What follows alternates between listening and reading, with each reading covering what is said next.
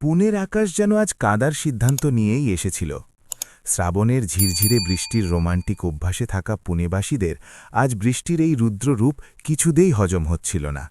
সকাল থেকে যে অবিরাম বৃষ্টি শুরু হয়েছিল তা এখন রাত 11টা বেজে গেলেও থামার নাম নিচ্ছিল না।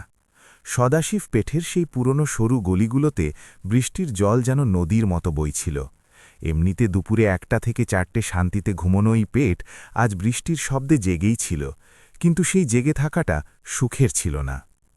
বিশ্রামবাগ ওয়াড়ার পেছনের গলিতে একটি পুরনো কালচে হয়ে যাওয়া দোতলা দেশপাণ্ডে ওয়াড়ায় 3 নম্বর ঘরে মানসী জানালার মরচে পড়া শিকে মাথা ঠেকিয়ে বাইরের অন্ধকারের দিকে তাকিয়েছিল।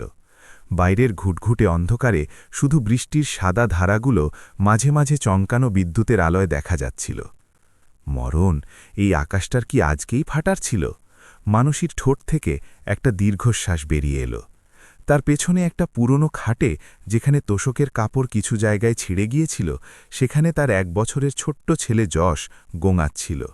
জ্বরে তার গা পুড়ে যাচ্ছিল, আর মাঝে মাঝে ওয়াড়ার টিনের চালে পড়া বৃষ্টির বিকট শব্দে সে চমকে উঠছিল। এটা দেখে মানসীর বুক কেঁপে উঠছিল। ঘরের পরিবেশটা গুমোট ছিল। পুরনো ওয়াড়াগুলোতে বর্ষাকালে যে একটা বিশেষ স্যাঁতস্যাঁতে গন্ধ আসে, যাকে পুনেবাসীরা নাকে রুমাল দিয়ে স্যাঁতস্যাঁতে গন্ধ বলে, সেই গন্ধটা আজ মানসীর বেঁচে থাকার অংশ হয়ে দাঁড়িয়েছিল। কোণে রাখা একটা বালতিতে ছাদ থেকে চুইয়ে পড়া জল টুপ টুপ শব্দ করে পড়ছিল। সেই শব্দটা যেন ঘড়ির কাঁটার মতো তার কঠিন সময়ের কথা মনে করিয়ে দিচ্ছিল। যশ আবার কাঁদতে শুরু করল। তার আওয়াজ ক্ষীণ ছিল, কিন্তু সেই শান্ত অন্ধকার ঘরে সেটা যেন সাইরেনের মতো শোনাল। মানসী ছুটে খাটের কাছে গেল। সে নিজের শাড়ির আঁচলটা গুছিয়ে যশকে কোলে তুলে নিল। তার শরীর ক্লান্ত ছিল। গত 2 দিন ধরে পেটে এক কণা খাবারও পড়েনি। কিন্তু মায়ের শরীরের শক্তি তো আর খাবারের ওপর নির্ভর করে না, তা মমতার জোরে চলে, এটাই সত্যি। সে যশের কপালে হাত রাখল। ছ্যাঁকা লাগার মতো করে সে হাতটা সরিয়ে নিল। বাপরে, কত জ্বর এসেছে! সে নিজের মনেই ফিসফিস করে উঠল। সে হাতড়ে কোণের টেবিলটা খুঁজল। কারেন্ট চলে যাওয়ার পর এখন 3 ঘন্টা হয়ে গেছে। পুনের পাওয়ার কাট আর পুনের মানুষের টিপ্পনি কখন আসবে কেউ বলতে পারে না, এটা সে জানত। কিন্তু আজকের অন্ধকারটা যেন বড্ড বেশি ঘন মনে হচ্ছিল। সে মোমবাতি খুঁজল, কিন্তু সেটা কালকেই শেষ হয়ে গেছে। মোবাইলের টর্চের আলোয় সে ওষুধের বোতলটা খুঁজল। খালি, 1 ফোঁটা ওষুধও বাকি নেই। সে বোতলটা উল্টে দেখল, কিন্তু তার ভাগ্যের মতোই সেটা একেবারে খালি ছিল। যশের কান্না বেড়েই চলছিল। তার খিদে পেয়েছিল। মানসী রান্নাঘরের দিকে গেল। যাকে রান্নাঘর বলাটা সেই শব্দের অপমান করা হবে, এমন একটা কোণের দিকে সে গেল। দুধের পাত্রটা খোলা হলো। ভেতরে নষ্ট হয়ে যাওয়া দুধ দেখে তার চোখে জল চলে এলো। সকাল থেকে কারেন্ট না থাকা আর ওয়াড়ার গুমোর গরমে ওই বেঁচে থাকা সামান্য দুধটুকুও নষ্ট হয়ে গিয়েছিল। এখন সে কি করবে? বাইরে মুষলধারে বৃষ্টি, পকেটে একটা পয়সাও নেই। চাকরি থেকে ছাঁটাই হওয়ার সেই ইমেলটা এখনও তার চোখের সামনে নাচছিল। কস্ট কাটিং নামের একটা ছুরি তার পেটে আঘাত করেছিল। পুনের মতো একটা শহরে, যেখানে শ্বাস নিতেও হয়তো ট্যাক্স লাগবে এমন অবস্থা, সেখানে একা একটা মেয়ে আর কোলে 1 বছরের একটা বাচ্চা। মানুষের অস্তিত্ব যেন একটা সুতোর ওপর ঝুলছিল। সে আবার জানালার কাছে ফিরে এলো। সামনের পেরু গেটের পুলিশ চৌকির কাছের আলোটাও বন্ধ ছিল। রাস্তাঘাট জনশূন্য ছিল। শুধু বৃষ্টির গর্জন শোনা যাচ্ছিল। ভগবান, আর কত পরীক্ষা নেবে তুমি? সে ওপরের দিকে তাকিয়ে জিজ্ঞেস করল, কিন্তু উত্তর হিসেবে শুধু বিদ্যুতের গর্জন শোনা গেল। জানালা দিয়ে আসা ঠান্ডা বাতাসে তার গায়ে কাঁটা দিল। বৃষ্টির ফোঁটা উড়ে এসে গালে পড়ল নাকি চোখ থেকে জল গড়িয়ে গালে পড়ল, সেটা সে নিজেই বুঝতে পারল না। তার নিজের মায়ের কথা মনে পড়ল। মা বলতো, ওরে, শ্বশুর বাড়ি আর বাপের বাড়ি দুটোই তো পুনেতে, কিন্তু তোর ভাগ্যটা কোন গায়ে গেল রে? স্বামী মারা যাওয়ার পর শ্বশুরবাড়ির লোকজন যেভাবে তাকে বাড়ি থেকে বের করে দিয়েছিল, সেটা মনে পড়লে আজও তার গা শিউরে ওঠে।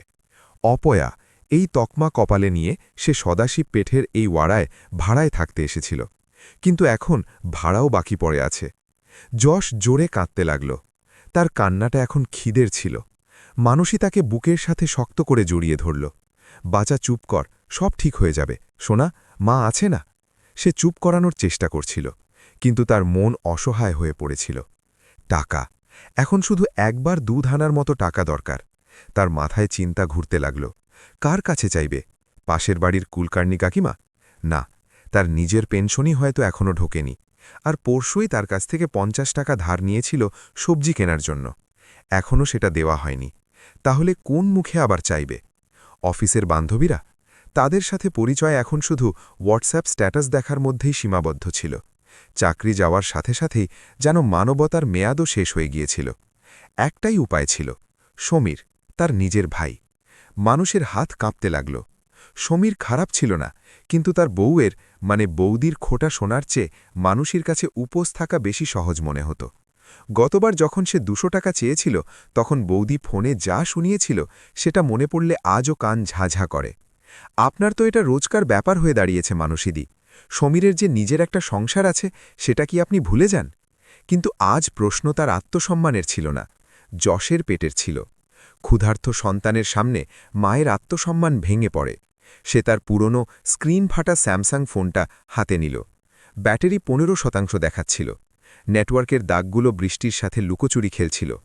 কন্ট্যাক্ট লিস্টে সমীর দাদা নামটা খোঁজার সময় তার আঙুলগুলো ঘামে ভিজে গেল। সে মেসেজ টাইপ করতে শুরু করল। হোয়াটসঅ্যাপ করার মতো ডেটা ছিল না, তাই সাধারণ টেক্সট মেসেজ। তার আঙুল স্ক্রিনের ওপর ঘুরছিল। স্ক্রিন ভাঙা থাকার কারণে অক্ষরে আঙুল চাপার সময় কাঁচ বিঁধছিল। দাদা, সরি তোকে বিরক্ত করছি। যশের খুব জ্বর এসেছে রে, আর ঘরে দুধ নেই। প্লিজ ৫০০ টাকা পাঠানা। আমি শপথ করছি সামনের সপ্তাহে যে করেই হোক ফেরত দেব। প্লিজ দাদা, না বলিস না। সে মেসেজটা টাইপ করল। চোখের জলের কারণে স্ক্রিনটা ঝাপসা দেখাচ্ছিল। যশের কান্নার আওয়াজ এখন অসহ্য হয়ে উঠছিল। জ্বরে তার গা পুড়ে যাচ্ছিল। তার দুধ দরকার ছিল, ওষুধ দরকার ছিল। দাঁড়া রে বাবা, মামা টাকা পাঠাবে, দাঁড়া। সে কাঁদতে কাঁদতে যশকে বলছিল। সে সমীর দাদার নম্বর সিলেক্ট করার জন্য কন্ট্যাক্ট লিস্ট খুলল, কিন্তু মোবাইলের স্ক্রিন ভাঙা থাকার কারণে নম্বরটা ঠিকমতো দেখা যাচ্ছিল না। তার দাদার নম্বর মুখস্থ ছিল, তাই সে নম্বর টাইপ করতে লাগল। কিন্তু ঠিক সেই সময় আকাশে প্রচণ্ড জোরে বিদ্যুৎ চমকাল। সেই বিকট শব্দে জানালার পাল্লাগুলো কেঁপে উঠল। হঠাৎ হওয়া সেই শব্দে মানসী চমকে উঠল। যশ কেঁদে উঠল। সেই তাড়াহুড়োয় তার কাঁপতে থাকা বুড়ো আঙুল দিয়ে নম্বর টাইপ করার সময় টাচ স্ক্রিনের ভাঙা জায়গায় টাচ ঠিকমতো কাজ করছিল না। ফলে সমীরের নম্বরের জায়গায় অন্য একটা নম্বর টাইপ হয়ে গেল এবং সে মেসেজ সেন্ড করে দিল। চমকে থাকা অবস্থায় তাড়াহুড়োয় সে সমীরের বদলে অন্য কারো নম্বর দিয়ে সেন্ড বাটন টিপে দিল। তার মনে হলো সে দাদাকেই মেসেজ করেছে। স্ক্রিনে সেন্ডিং গোল হয়ে ঘুরল এবং তারপর মেসেজ সেন্ট এলো। সে ফোনটা বুকে জড়িয়ে ধরল এবং চোখ বন্ধ করে নিল। ভগবান, দাদা যেন মেসেজটা দেখে, বৌদি যেন জানতে না পারে, শুধু ও যেন টাকাটা পাঠিয়ে দেয়। সে ভগবানের কাছে প্রার্থনা করছিল। বাইরে বৃষ্টি এখন রুদ্র রূপ ধারণ করেছিল। ওয়ারার টিনির চালে আওয়াজটা এমন হচ্ছিল যেন কেউ টিনের চালে পাথর ছুটছে। জানালা দিয়ে আসা বাতাসটা ভিজে আর কনকনে ঠান্ডা ছিল, যা যশের জ্বর আরও বাড়িয়ে দিচ্ছিল। মানসী নিজের গায়ের শালটা খুলে যশকে জড়িয়ে দিল। বাবা, ৫ মিনিট, শুধু ৫ মিনিট দাঁড়া, মামা টাকা পাঠাবে। তারপর আমি নিচে গিয়ে দোষী কাকুর দোকান থেকে দুধ নিয়ে আসছি। ওটা খোলা থাকবে এখনো, নিশ্চয়ই খোলা থাকবে। সে নিজেকে বোঝাচ্ছিল। সময় গড়িয়ে যাচ্ছিল। ১ মিনিট, ২ মিনিট, ৫ মিনিট। মোবাইল শান্ত ছিল। নাড়ি প্রায় না ব্যাংকের মেসেজের টংটং আওয়াজ। তার পেটের ভেতর ভয়ের একটা দলা পাখি উঠল। দাদা কি মেসেজ দেখেনি, নাকি দেখেও ইগনোর করল, নাকি বৌদি ফোন হাতে নিয়েছিল? অনেক প্রশ্ন তার মাথায় ঘুরপাক খাচ্ছিল। অন্ধকারে সে একা সেই মোবাইলের স্ক্রিনের দিকে তাকিয়েছিল, যার আলো এখন ধীরে ধীরে কমে আসছিল। কি আমার এই কপাল! সামান্য ৫০০ টাকারও কি যোগ্যতা রইল না আমার? সে দেওয়ালে হেলান দিয়ে নিচে বসল। মেঝের ঠান্ডা ভাব গায়ে কাঁটা দিচ্ছিল। যশ এখন কাঁদতে কাঁদতে ক্লান্ত হয়ে পড়েছিল। সে শুধু ফুপিয়ে ফুপিয়ে কাঁদছিল। তার সেই ফোপানি মানসীর বুক টুকরো টুকরো করে দিচ্ছিল। তার মনে হচ্ছিল ছুটে গিয়ে বৃষ্টিতে দাঁড়াই আর জোরে চিৎকার করি, কিন্তু সে তা করতে পারছিল না। সে মা, তাকে শক্ত হতেই হবে। সে আবার ফোন হাতে নিল। আবার সেন্ড করবে, নাকি কল করবে? কিন্তু যদি বৌদি ফোন তোলে, তাহলে অপমান সহ্য করার ক্ষমতা তার আর ছিল না। তার নজর আবার সেই পাঠানো মেসেজটার উপর পড়ল। সেই অন্ধকার ঘরে মোবাইলের নীলচে আলোয় সে মেসেজটা আবার পড়ল। আর তখনই তার নজরে এলো। তার হৃদস্পন্দন থেমে গেল। ওপরে নামটা সমীর দাদা ছিল না, সেখানে শুধু একটা ১০ অঙ্কের মোবাইল নম্বর ছিল। এ কি হলো? তার মুখ থেকে কথা বেরোচ্ছিল না। সে ভুল নম্বরে মেসেজ পাঠিয়েছে। তার শেষ আশা, তার শেষ চেষ্টা একটা ভুল আঙুলের ছোঁয়ায় নষ্ট হয়ে গেল। না, না ভগবান, এমন করো না। সে কাঁদতে শুরু করল। এখন দাদাকে আবার মেসেজ করতে হবে, কিন্তু তার মনে হয়েছিল যে সে দাদাকেই পাঠিয়েছে, তাই আবার টাইপ করার মতো শক্তি ছিল না। আর যে অচেনা মানুষকে মেসেজটা গেছে, সে কি ভাববে? ভিখারি ভাববে, স্ক্যাম ভাববে, নাকি গালি দেবে? তার নিজেরই খুব লজ্জা লাগল। পুনের মানুষের আত্মসম্মান আর সংস্কার তার রক্তে মিশে আছে, কিন্তু আজ পরিস্থিতি তাকে এক অচেনা মানুষের সামনে হাত পাততে বাধ্য করেছে, সেটাও ভুল করে। সে তাড়াহুড়ো করে মেসেজটা ডিলিট করার চেষ্টা করল, কিন্তু সাধারণ টেক্সট মেসেজে ডিলিট ফর এভরিওয়ানের অপশন থাকে না। সেটা তার দেরিতে মনে পড়ল। মেসেজ চলে গেছে, তীর ধনুক থেকে বেরিয়ে গেছে। বাইরে বৃষ্টির জোর আরও বেড়েছিল।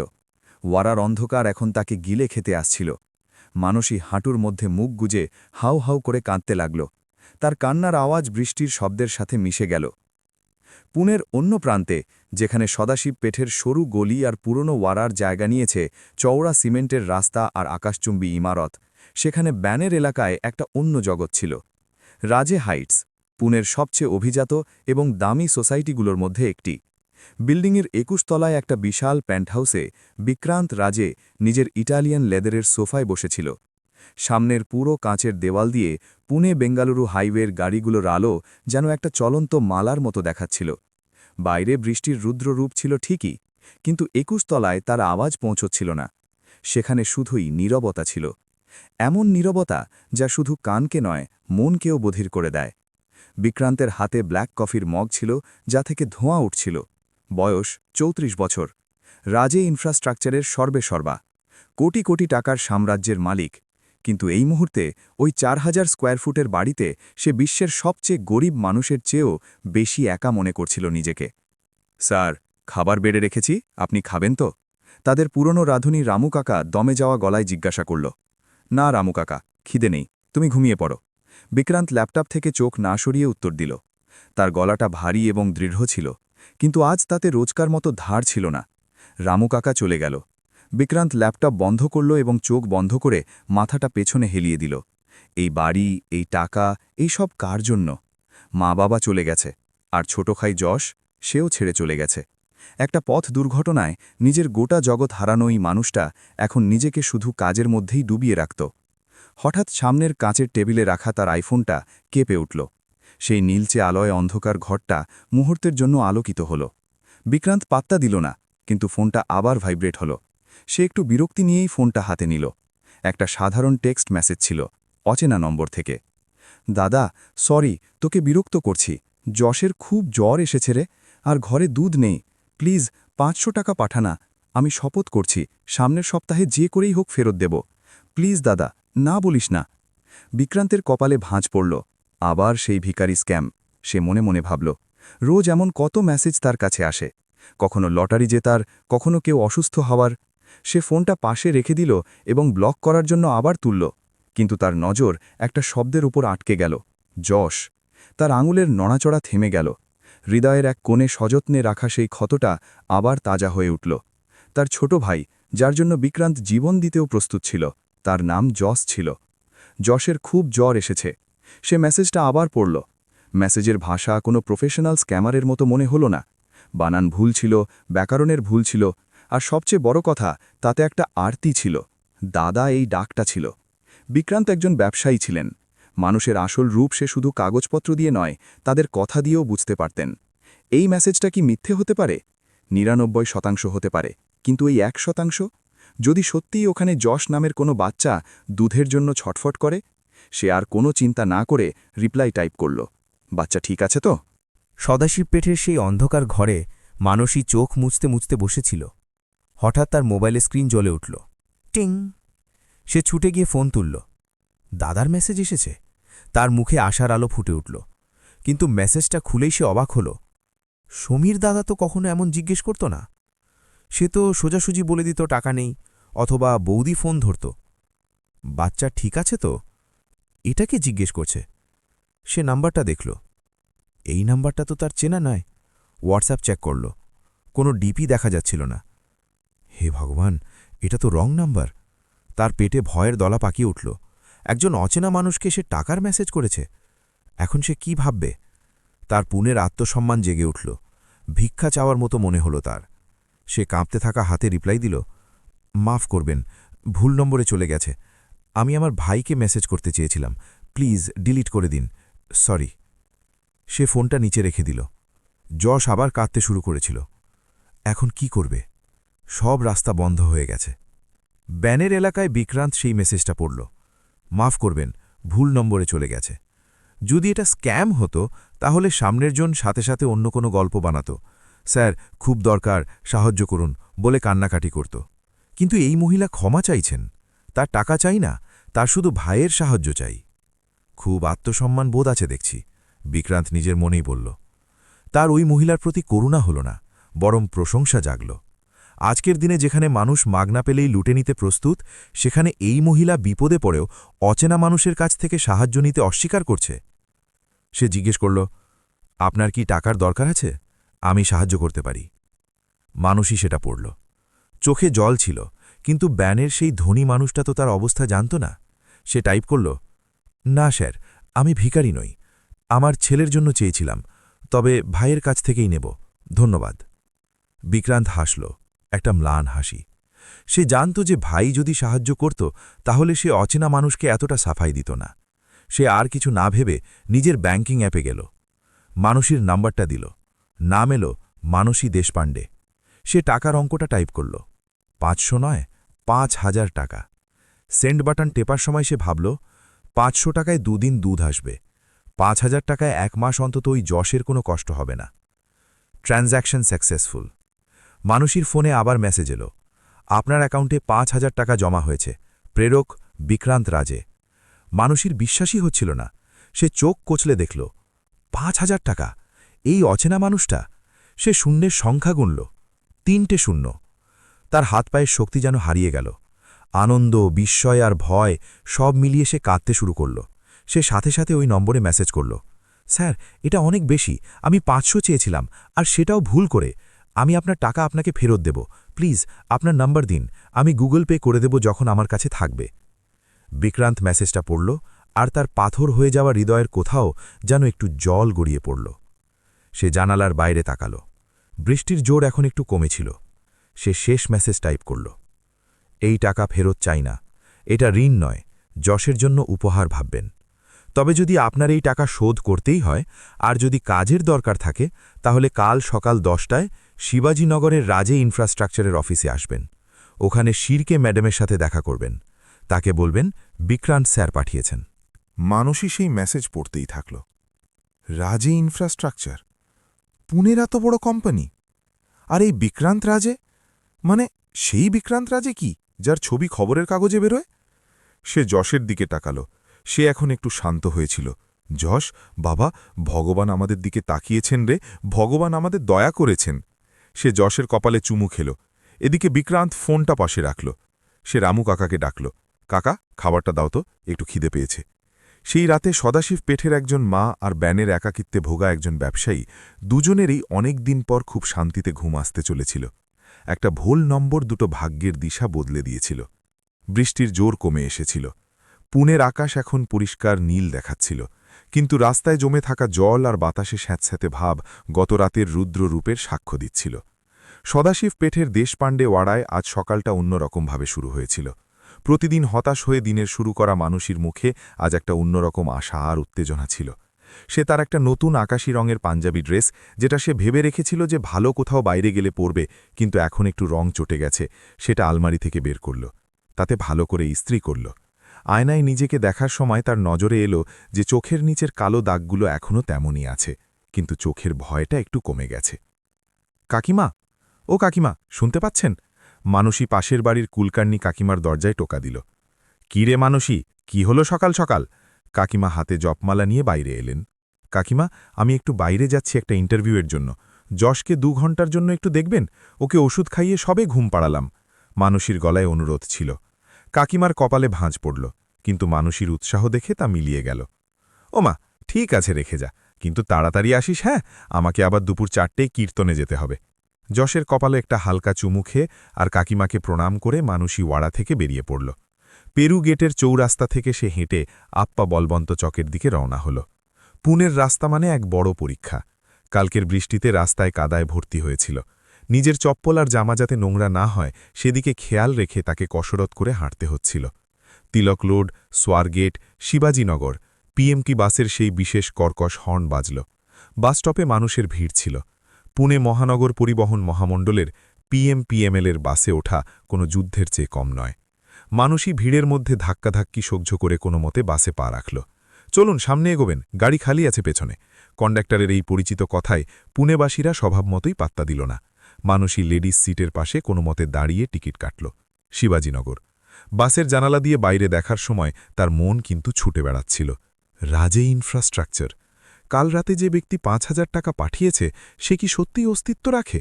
এটা কি কোনো নিষ্ঠুর রসিকতা নয় তো? যদি ওখানে যাওয়ার পর তারা চিনতেই না পারে, যদি তাড়িয়ে দেয়? শিবাজীনগর বাসস্টপে নামার পর সামনেই রাজে হাইটস, আর তার পাশেই রাজে ইনফ্রাস্ট্রাকচারের সেই আকাশচুম্বী নীল কাচের ইমারত দাঁড়িয়েছিল। সেই ইমারতের বিশালতা দেখে মানুষই মুহূর্তের জন্য থমকে দাঁড়াল। রোদ সেই কাচের ওপর পড়ে চকচক করছিল। ওয়াড়ার অন্ধকার ঘর থেকে আসা মানুষের জন্য সেই আলোটা চোখ ধাঁধানো ছিল। সে ওড়নাটা ঠিক করল, একটা গভীর শ্বাস নিল। যশের জন্য, শুধু যশের জন্য। সে নিজেকে বোঝাল। সে গেট দিয়ে ভেতরে পা রাখল। ভেতরে ঢুকতেই এসির একটা ঠান্ডা হাওয়া গায়ে লাগল। বাইরের গরম আর কোলাহল ১ সেকেন্ডে গায়েব হয়ে গেল। লবিতে ইটালিয়ান মার্বেলের চাকচিক্য ছিল। রিসেপশন কাউন্টারের পেছনে একজন টিপটপ ইংরেজিতে কথা বলা মেয়ে বসেছিল। তার পোশাক, তার হেয়ারস্টাইল দেখে মানুষের নিজের সাধারণ পোশাকের কথা মনে পড়ল।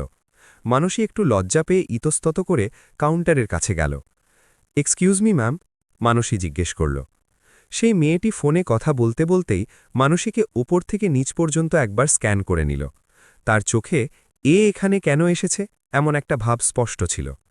Yes ma'am, hmm do you want to meet? সে রুক্ষভাবে জিজ্ঞেস করল। আমি বিক্রান্ত স্যারের সাথে দেখা করতে চাই, মানুষই মারাঠিতে বলল। Do you have an appointment? সে ভ্রু কুচকে জিজ্ঞেস করল। মিস্টার রাজে কাউকে অ্যাপয়েন্টমেন্ট ছাড়া দেখা করেন না। ডেলিভারি বা কুরিয়ার হলে গেটে যান। মানুষের মুখটা ফ্যাকাশে হয়ে গেল। না ম্যাম, কুরিয়ার নয়, স্যারই আমাকে 10টায় ডেকেছিলেন। আমার নাম Manushi Deshpande. Just a second. Receptionist সন্দেহের চোখে ল্যান্ডলাইন তুলল। হ্যালো, শিরকে ম্যাডাম, কেউ একজন মানুষী দেশপাণ্ডে এসেছেন, বলছে স্যার ডেকেছেন। হ্যাঁ, খুব সাধারণ দেখতে। কি, ভেতরে পাঠাবো? ফোন রাখার পর মেয়েটার মুখটা দেখার মতো হয়েছিল। তার মুখের সেই তাচ্ছিল্যের ভাবটা চলে গিয়ে এখন সেখানে বিভ্রান্তি ছিল। ম্যাম, আপনি লিফটে করে 7 তলায় যান। শিরকে ম্যাডাম আপনার জন্য অপেক্ষা করছেন। তার গলাটা এখন একদম নরম হয়ে গিয়েছিল। মানুষই মাথা নেড়ে লিফটের দিকে এগোল। লিফটের আয়নায় নীরের ছায়া দেখে সে একটু অস্বস্তি বোধ করল। কোথায় এসে পড়লাম আমরা? 7 তলায় লিফট খুলতেই একজন পার্সি শাড়ি পরা আর ভীষণ ব্যক্তিত্বময়ী এক মহিলা সামনে দাঁড়িয়েছিলেন। তিনি শিরকে ম্যাডাম ছিলেন, বিক্রান্ত রাজের বিশ্বাসযোগ্য সেক্রেটারি। আসুন মানসী ম্যাডাম, আমি আপনার জন্যই অপেক্ষা করছিলাম। শিরকে ম্যাডাম হেসে বললেন। তার গলায় আন্তরিকতা ছিল। নমস্তে ম্যাডাম, চলুন, সাহেব কেবিনে আছেন। শিরকে ম্যাডাম একটা বিশাল কেবিনের দরজা খুলে দিলেন। কেবিনটা এত বড় ছিল যে তাতে মানুষের ওয়াড়ার 4টে ঘর অনায়াসে ঢুকে যেত। একপাশে পুরো কাঁচের দেওয়াল ছিল, যেখান থেকে পুরো পুনে শহরটা দেখা যাচ্ছিল। মাঝখানে একটা বিশাল কাঠের টেবিল, আর তার পেছনে ল্যাপটপে মুখ গুজে বসে থাকা বিক্রান্ত রাজে। স্যার, মানুষী দেশপাণ্ডে এসেছেন, শিরকে ম্যাডাম বললেন। বিক্রান্ত মুখ তুলে তাকাল। কাল রাতে মেসেজে যে এত মানবিকতার সাথে খোঁজখবর নিয়েছিল, সেই মানুষটাই ইনি। কিন্তু এখন সামনে বসে থাকা বিক্রান্ত একদম অন্যরকম। মুখে কঠোর ভাব, চোখে ব্যবসায়িক তীক্ষ্ণ নজর, আর গায়ে একটা দামি স্যুট। এসো মানুষী, বসো। বিক্রান্ত ল্যাপটপ বন্ধ করে চেয়ারের দিকে ইশারা করল। মানুষীর পা কাঁপছিল। সে চেয়ারের একেবারে সামনের দিকে বসল। নমস্তে স্যার। তার গলা থেকে আওয়াজ বেরোচ্ছিল না। জল খাও। বিক্রান্ত টেবিলের গ্লাসটা এগিয়ে দিল। মানুষই এক ঢোক জল খেল। তোমার বায়োডেটা এনেছ? বিক্রান্ত সোজাসুজি কথা এলো। কোনো ব্যক্তিগত আলাপ নেই, কালকের বিষয়ে কোনো কথা নেই, শুধুই কাজ। হ্যাঁ স্যার। মানুষই কাঁপতে থাকা হাতে ব্যাগ থেকে ফাইল বের করল। বিক্রান্ত ফাইলটা খুলল। 2 মিনিট শুধু পাতা উল্টানোর শব্দ শোনা গেল। মানুষই শ্বাস আটতে বসেছিল। বিকম, ডিস্টিংশন, ট্যালি আর অ্যাডভান্সড এক্সেল পারো? বিক্রান্ত জিজ্ঞেস করল। হ্যাঁ স্যার, বিয়ের আগে আমি একজন সিএর কাছে আর্টিকেলশিপ করেছিলাম, কিন্তু পরে গ্যাপ পড়ে যায়, মানুষই বলল। বিক্রান্ত ফাইলটা বন্ধ করল। সে ইন্টারকমের বোতাম টিপল। শিরকে, এইচআরকে বলুন মানুষের জয়নিং লেটার তৈরি করতে। Post, junior audit clerk, salary আমরা যা ঠিক করেছিলাম। মানুষের নিজের কানকে বিশ্বাস হচ্ছিল না। স্যার, মানে চাকরি? হ্যাঁ, ডিগ্রি আছে তোমার কাছে, আর আমার অডিট ডিপার্টমেন্টে একজন বিশ্বস্ত লোকের দরকার আছে। এটা কোনো দয়া নয় মানুষই, এটা একটা সুযোগ। তোমাকে নিজেকে প্রমাণ করতে হবে। আমাদের কাজ অনেক বেশি থাকে, আর ভুলে কোনো ক্ষমা নেই। বিক্রান্তের গলা একদম পেশাদার ছিল। নিশ্চয়ই স্যার, আমি জান দিয়ে কাজ করব, রাত দিন এক করে কাজ করব। মানসীর চোখে জল চলে এলো। বিক্রান্ত পকেট থেকে চেকবুক বের করল। পিন চালানোর সময় তার হাত একটুও কাঁপল না। সে একটা চেক সই করে মানসীর দিকে ধরল। এই নাও, 50,000 টাকার অ্যাডভান্স চেক। মানসী চমকে উঠল। স্যার, 50,000? কিন্তু কালকের 5,000 আর এই অ্যাডভান্সটা দিয়ে তোমাকে এখন একটা ভালো বাসা আর যশের ওষুধের ব্যবস্থা করতে হবে। অফিসে আসার সময় আমার কর্মীদের তরতাজা দেখতে চাই। বাড়ির ঝামেলা নিয়ে কাজে আসা চলবে না, তাই আগে ঘর ঠিক করো। মানসী চেকটা হাতে নিল। ওই কাগজের টুকরোটার ওজন তার কাছে পাহাড়ের মতো মনে হল। তার বিক্রান্তের পায়ে পড়তে ইচ্ছে করছিল, কিন্তু তার চোখের পেশাদারিত্বের কারণে সে জায়গায় থমকে গেল। স্যার, আপনার এই উপকার আমি কোনোদিন ভুলব না নিরাপদ। এটা উপকার নয়, এটা ইনভেস্টমেন্ট। এখন যাও, শিরকে তোমাকে তোমার ডেস্ক দেখিয়ে দেবেন। কাল থেকে কাজ শুরু। বিক্রান্ত আবার ল্যাপটপ খুলে বসল। মানসী উঠে পড়ল। বাইরে বেরোনোর সময় সে একবার পেছনে ফিরে তাকাল। পুনেকে নিজের হাতের মুঠোয় রাখতে পারা ওই মানুষটা আবার নিজের কাজে মগ্ন হয়ে গিয়েছিল। কেবিনের বাইরে এলে শিরকে ম্যাডাম বললেন, আপনি খুব ভাগ্যবান মানসী। সাহেব এমনিতে খুব কড়া, কিন্তু মানুষের কদর করতে জানেন। অফিসের ফ্লোরে অনেকেই কম্পিউটারে কাজ করছিল। টাই পরা পুরুষ, ফর্মাল পোশাক পরা মহিলারা। মানুষই যখন সেখান দিয়ে যাচ্ছিল, তখন কেউ কেউ মুখ তুলে তার সাধারণ পোশাকের দিকে আর হাতের পুরনো ব্যাগের দিকে কৌতূহল নিয়ে তাকাল। কারো চোখে প্রশ্ন ছিল, কারো চোখে উপহাস। কিন্তু মানুষের এখন ওই নজরগুলোর পরোয়া ছিল না। তার ব্যাগে ওই চেকটা ছিল, যা যশের ভবিষ্যৎ বদলে দেবে। কাঁচের জানালা দিয়ে আসা বাইরের রোদ এখন আর তাকে পোড়াচ্ছিল না, বরং উষ্ণতা দিচ্ছিল। একটা মিসড কল দিয়ে শুরু হওয়া এই যাত্রা এখন একটা নতুন রাস্তায় এসে দাঁড়িয়েছে, কিন্তু এই রাস্তায় সামনে কি কি কাঁটা আছে সেটা তার এখনও জানা ছিল না। রাজ ইনফ্রাস্ট্রাকচারের শীতাতপ নিয়ন্ত্রিত অফিসে মানসী দেশপাণ্ডে যোগ দেওয়ার পর এখন 1 মাস পূর্ণ হয়ে গিয়েছিল। শুরুতে অফিসের কাঁচের দরজা দিয়ে ভেতরে ঢোকার সময় যে পা কাঁপত, এখন তা আত্মবিশ্বাসের সাথে মেঝেতে পড়ছিল। সে নিজের জন্য 2-3টে সাধারণ কিন্তু পরিষ্কার পরিচ্ছন্ন কুর্তি কিনেছিল। মুখে একটা উজ্জ্বলতা ফিরে এসেছিল। আর সবচেয়ে বড় কথা, মাসের শেষে ব্যাঙ্ক অ্যাকাউন্টে ঢোকা বেতনের SMS তাকে রাতের শান্ত ঘুম এনে দিয়েছিল। কিন্তু কর্পোরেট অফিস মানে শুধু কাজ নয়, সেখানে একটা অদৃশ্য কুরুক্ষেত্র থাকে। এটা মানুষই এখন ধীরে ধীরে বুঝতে শুরু করেছিল। তার ডেস্কের উল্টো দিকে বসা মিসেস আপটে আর কুলকার্নি ম্যাডামের একটা আলাদা গ্রুপ ছিল। লাঞ্চ টাইমে টিফিনের তরকারি শেয়ার করার চেয়ে গসিপ শেয়ার করতেই তাদের বেশি আগ্রহ ছিল। ওমা, শুনলি এই নতুন আসা দেশপাণ্ডে ওকে নাকি ডাইরেক্ট সাহেব অ্যাপয়েন্ট করেছে?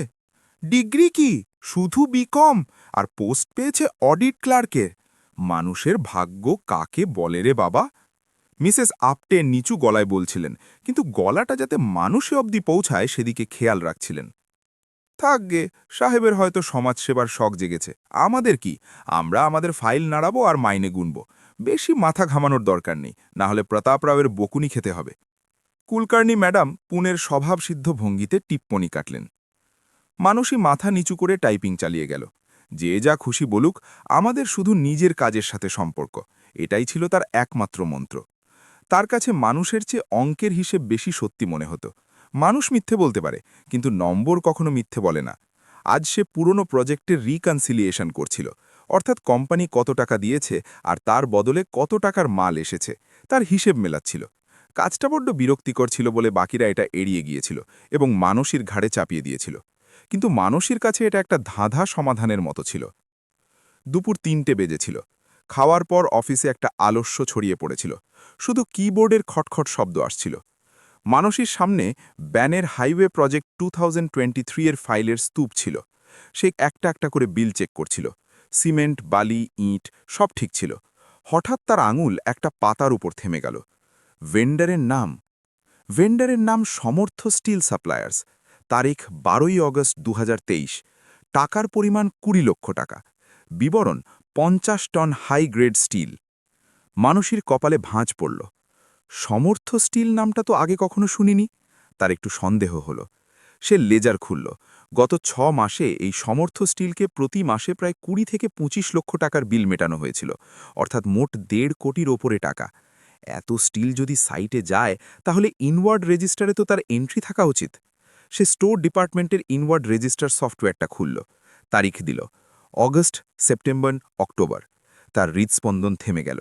সফটওয়্যারে নো রেকর্ডস ফাউন্ড মেসেজ জলজল করছিল। মানে কোম্পানি থেকে টাকা গেছে, কিন্তু তার বদলে এক টুকরো লোহাও গুদামে আসেনি। এটা কি করে সম্ভব? টাইপিং মিস্টেক হবে কি? মানুষই মনে মনে ভাবল। সে আবার বিলের আসল কপিটা বের করল। তার নিচে অনুমোদনের জন্য সই ছিল। ওই সইটা দেখে মানুষের পেটে যেন দলা পাকিয়ে উঠল। ওই সইটা কোনো সাধারণ ক্লার্কের ছিল না। ওই সই ছিল প্রতাপ রাও সালভির। প্রতাপ রাও সালভি, কোম্পানির ফাইন্যান্স হেড। বিক্রান্ত রাজের বাবার আমূল থেকে কোম্পানিতে থাকা পুরনো অভিজ্ঞ লোক। অফিসে তার কথা মানে পাথরে খোদাই করা লাইন। ৫৫ বছরের প্রতাপ রাও যখন অফিসে সাফারি স্যুট পরে আসেন, তখন পিয়ন থেকে শুরু করে ম্যানেজার পর্যন্ত সবাই উঠে দাঁড়ায়। তার গলা আর দাপট এতটাই যে তার কেবিনের পাশ দিয়ে যাওয়ার সময় মানুষের শ্বাস আটকে যেত। মানুষের গত পরশুর ঘটনায় মনে পড়ল। একজন জুনিয়র অ্যাকাউন্টেন্ট চা খেতে খেতে একটু জোরে হেসে ফেলেছিল। প্রতাপরাও তাকে কেবিনে ডেকে নিয়ে খুব জোরে বকাবকি করেছিলেন। এটা অফিস না সার্কাসের তাঁবু?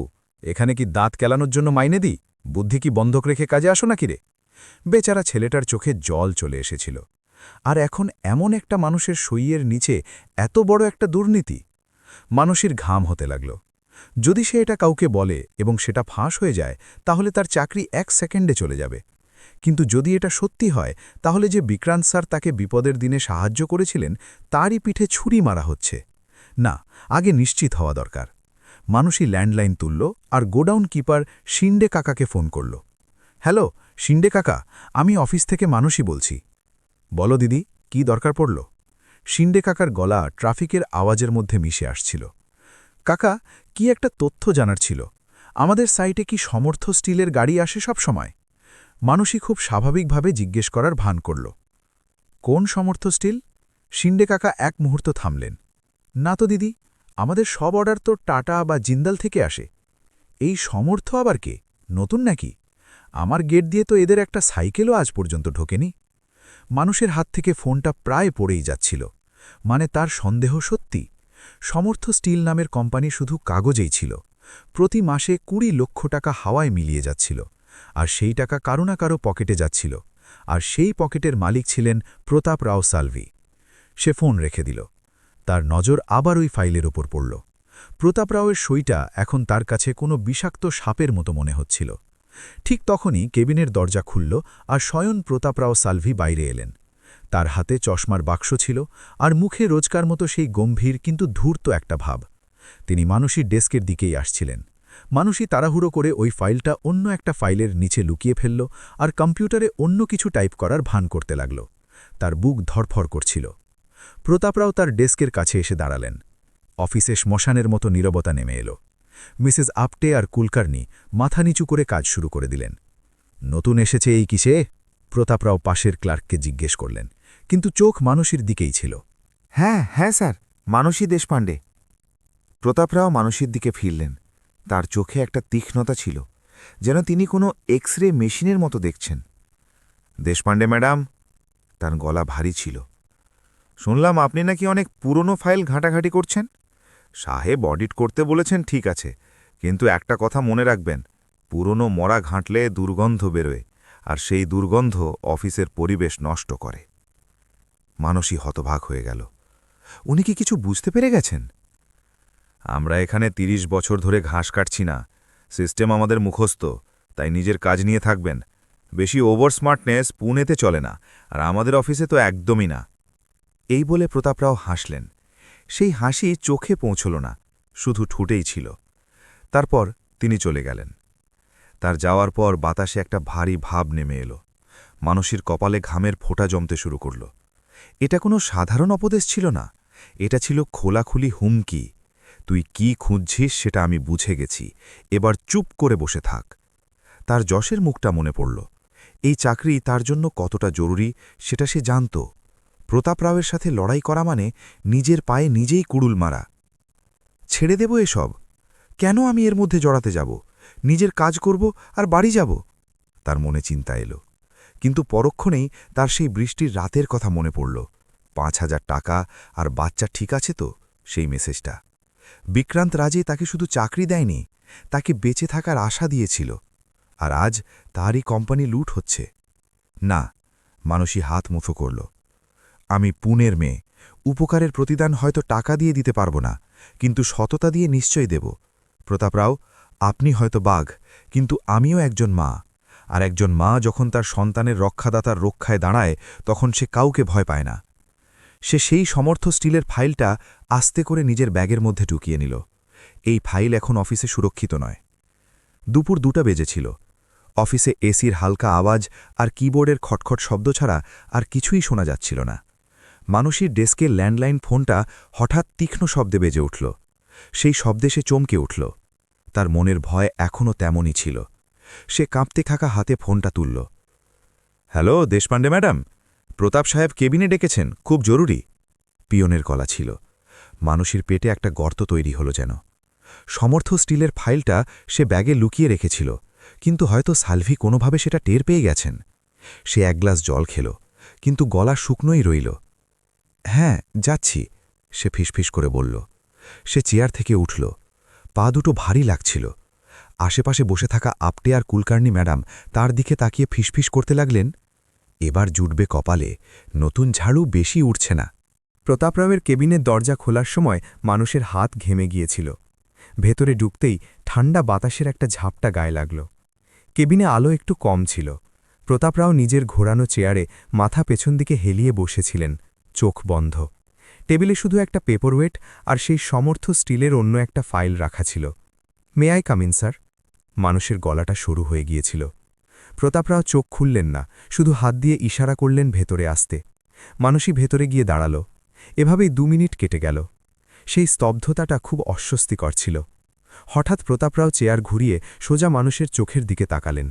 তার মুখে একটা মিষ্টি কিন্তু বিষাক্ত হাসি ছিল। বসুন দেশপাণ্ডে ম্যাডাম, বসুন না। তার গলা মধুর ছিল, কিন্তু তার পেছনে ছুরি লুকানো ছিল। মানুষই চেয়ারের এক প্রান্তে বসল। কেমন চলছে কাজ? নতুন অফিস, নতুন দায়িত্ব, মানিয়ে নিতে পারছেন তো? প্রতাপরাও টেবিলের পেন্সিল ঘোরাতে ঘোরাতে জিজ্ঞেস করলেন। হ্যাঁ স্যার, শিখছি। খুব ভালো কথা, শেখাই তো উচিত। কিন্তু দেশপাণ্ডে ম্যাডাম, একটা কথা বলি, শেখার সময় কি শিখতে হবে আর কি শিখতে হবে না সেটা পুনের মানুষকে জন্ম থেকেই বুঝে নিতে হয়। প্রতাপরাবের স্বর বদলে গেল। তিনি পেন্সিলটা সজোরে টেবিলের ওপর আছড়ে ফেললেন। সেই আওয়াজে মানুষই চমকে উঠল। স্যার? প্রতাপরাও চেয়ার থেকে উঠে দাঁড়ালেন এবং ধীরে ধীরে হেঁটে তার কাছে এলেন। তিনি ঝুঁকে তার কানের কাছে ফিসফিস করে বললেন, মেয়ে, তুই বিকম পাশ করেছিস, সিআইডি হোসনি। মানুষের বুক ধড়কর করতে লাগল। আমি সব বুঝতে পারছি। সমর্থ স্টিলের খোঁজখবর কাকে ফোন করে নিলি? গোডাউনের রেজিস্টারে নাক গোলাচ্ছিস কেন? স্যার, ওটা আমি রিকনসিলিয়েশন করছিলাম তো, তাই। মানুষই সাফাই দেওয়ার চেষ্টা করল। চুপ! প্রতাপরাও হাত তুললেন। শোন, তুই বিধবা মানুষ, কোলে একটা বাচ্চা ছেলে আছে, তার কথা ভাবনা। কেন অকারণে ঝামেলায় জড়াচ্ছিস? এই দেখ মানুষই, রাজে সাহেব তোকে চাকরি দিয়েছেন, উপকার করেছেন, কিন্তু কোম্পানি চালানো কোনো বাচ্চার কাজ নয়। তিনি আবার নিজের চেয়ারে গিয়ে বসলেন আর একটা দীর্ঘশ্বাস ছাড়লেন। পুনেতে থাকতে হলে বেশি পণ্ডিতি করতে হয় না, নিজের রুটি সেকে নিয়ে চুপচাপ থাকতে হয়। এই ফাইলগুলো, এই বিলগুলো, এগুলো তোর মাথার ওপর দিয়ে যাবে। এসব সামলানো তোর কম্য নয়। তিনি ড্রয়ার থেকে একটা খাম বের করে টেবিলে এগিয়ে দিলেন। এতে 50,000 টাকা আছে, যশের জন্য মিষ্টি কিনে নিস, আর কাল থেকে সমর্থ স্টিলের ফাইলে হাত দিবি না। ওই ফাইলে যেমন ধুলো জমে আছে তেমনই থাকতে দে। যদি আবার ওই ফাইলের কাগজ নড়ে তাহলে তোর চাকরি তো যাবেই, উপরন্তু পুনেতে তোর অন্য কোথাও চাকরি পাওয়াও মুশকিল হয়ে যাবে। আমার হাত অনেক লম্বা মেয়ে, তোর ওই সদাশিব পেঠের ওয়াড়া পর্যন্ত পৌঁছতে আমার বেশি সময় লাগবে না। মানুষই স্তব্ধ হয়ে গেল। হুমকিটা এতটাই পরিষ্কার ছিল যে সে কি বলবে বুঝতে পারল না। সে খামটার দিকে তাকালও না। যেতে পারিস। প্রতাপরাও আবার ফাইলে মুখ গুজে দিলেন। মানুষই বেরিয়ে এলো। তার পা থরথর করে কাঁপছিল। সে ওয়াশরুমে গিয়ে মুখে চোখে জল দিল। আয়নায় নিজের মুখ দেখতে গিয়ে তার কান্না পেয়ে গেল। কেন জড়ালাম এসবের মধ্যে? আমার কাজ তো শুধু হিসেব মেলানো ছিল, তাহলে কেন খোঁজ নিতে গেলাম? সেদিন সন্ধ্যায় সে তাড়াতাড়ি বাড়ির দিকে রওনা দিল। বাসের মধ্যে তার প্রত্যেকটা মানুষকে সন্দেহজনক মনে হচ্ছিল। প্রতাপ রাওয়ের ওই কথাটা, আমার হাত অনেক লম্বা, তার কানে বাজছিল। ওয়াড়ায় পৌঁছে সে দরজা বন্ধ করে দিল। কাকিমার কাছ থেকে যশকে নিল। যশ খুব ভালোভাবেই খেলছিল। তাকে দেখে মানুষের মনে একটু জোর এলো। সে তাকে বুকে জড়িয়ে ধরে কাঁদতে লাগল। বাবারে, মা হেরে গেল রে। আমরা ওই বড় বড় লোকেদের সাথে লড়তে পারব না। ওরা খুব পাওয়ারফুল। চাকরি চলে গেলে আমাদের কি হবে? সে ঠিক করল কালই ইস্তফা দিয়ে দেবে, অথবা চুপচাপ বসে কাজ করবে। দুর্নীতি হচ্ছে তো হোক, তার কি? রাত 10টা বেজেছিল। যশ ঘুমিয়ে পড়েছিল। মানুষই জানলায় বসে বাইরের বৃষ্টি দেখছিল। চিন্তার চাকা ঘুরছিল। হঠাৎ তার নজর টেবিলে পড়ে থাকা ওই পুরনো চেক বইটার উপর পড়ল, যেটাতে বিক্রান্ত রাজের সই করা ছিল। তার সেই রাতের কথা মনে পড়ল। ৫,০০০ টাকা আর মেসেজটা, বাচ্চা ঠিক আছে তো? যে মানুষটা একজন অচেনা মহিলার বাচ্চার কথা চিন্তা করেছিল, যে নিজে থেকে এসে চাকরি দিয়েছিল, আজ সেই মানুষটাকেই তার একজন পুরনো লোক লুটে খাচ্ছে। আর মানুষই সেটা নিজের চোখে দেখতে পাচ্ছে। আমি যদি চুপ করে থাকি, তাহলে তার মানে দাঁড়াবে আমিও ওই চুরির অংশীদার। প্রতাপরাও টাকা চুরি করছেন আর আমি বিশ্বাস ভাঙছি। তার মনের ভয় ধীরে ধীরে রাগে বদলে যেতে লাগল। প্রতাপরাও, আপনি আমাকে হুমকি দিয়েছেন। একজন মাকে। আপনি জানেন না, বাঘিনী শান্ত থাকে যতদিন না তার শাবকের উপর বিপদ আসে। আপনি আমার পেটে লাথি মারার কথা বলেছেন তো? এবার দেখুন এই বিকম পাস মেয়েটা কি করে। মানুষই নিজের ব্যাগ থেকে লুকিয়ে রাখা ফাইলটা বের করল। অফিসের কাজের জন্য দেওয়া ল্যাপটপটা সে খুলল। সে সমর্থ স্টিলের বিলগুলোর ছবি তুলে রেখেছিল। সে একটা এক্সেল শিট বানাতে শুরু করল। তারিখ, টাকার পরিমাণ, বিল নম্বর এবং তার পাশে গোডাউনের রেকর্ডে স্ক্রিনশট। No data found. তার আঙুলগুলো কিবোর্ডে খুব দ্রুত চলছিল। ভয় কেটে গিয়েছিল। এখন শুধু জেদ বাকি ছিল। কাল সকালে এই সব বিক্রান্ত স্যারের টেবিলে থাকবে। তারপর দেখব কার হাত কত লম্বা আর কার বুদ্ধি বেশি। বাইরে বৃষ্টির জোর বেড়েছিল, কিন্তু মানুষের মনের আগুন তার চেয়েও বেশি জ্বলছিল। সে স্থির করেছিল এবার লড়াইটা এসপার নয়তো ওসপার হবে। মানুষই সারা রাত জেগে কাটিয়েছিল। চোখ লাল হয়ে গিয়েছিল, কিন্তু মনের জোর অটুট ছিল। সকালে অফিসে যাওয়ার সময় তার পা দুটো ভারী মনে হচ্ছিল। ব্যাগে ওই ল্যাপটপ আর সমর্থ স্টিলের ফাইল থাকা মানে যেন একটা বোমা বহন করা। অফিসে ঢুকেই সে প্রতাপ রাওয়ের কেবিনের দিকে তাকাল। তিনি তখনও আসেননি। সে স্বস্তির নিঃশ্বাস ফেলল, কিন্তু সে জানত আজকের দিনটা সাধারণ হবে না। সে ডেস্কে বসে কাজ করার ভান করতে লাগল, কিন্তু তার চোখ বারবার ঘড়ির দিকে যাচ্ছিল। দুপুর 2টো বাজল। মানসিক কাঁপতে থাকা হাতে বিক্রান্ত রাজের ব্যক্তিগত নম্বরে মেসেজ টাইপ করল। স্যার, আমার আপনার সাথে খুব জরুরি কথা আছে। অফিসে নয় প্লিজ, এটা অত্যন্ত জরুরি। সেন্ড বাটন টেপার সময় তার মনে হল, বিক্রান্ত স্যার কি ভাববেন? একটা সাধারণ ক্লার্কের আবার এত জরুরি কি কথা থাকতে পারে? 5 মিনিট, 10 মিনিট, কোনো রিপ্লাই নেই। মানুষের বুক ধুকপুক করছিল। সে মোবাইলে স্ক্রিনের দিকে একদৃষ্টে তাকিয়ে রইল। হঠাৎ ফোনটা ভাইব্রেট হল। এফসি রোড, বৈশালী, আধ ঘণ্টার মধ্যে, পেছনের দিকের টেবিলে। মানুষের মনে হলো ধরে প্রাণ ভিড়ে এলো। সে তাড়াহুড়ো করে ব্যাগ তুলে নিল।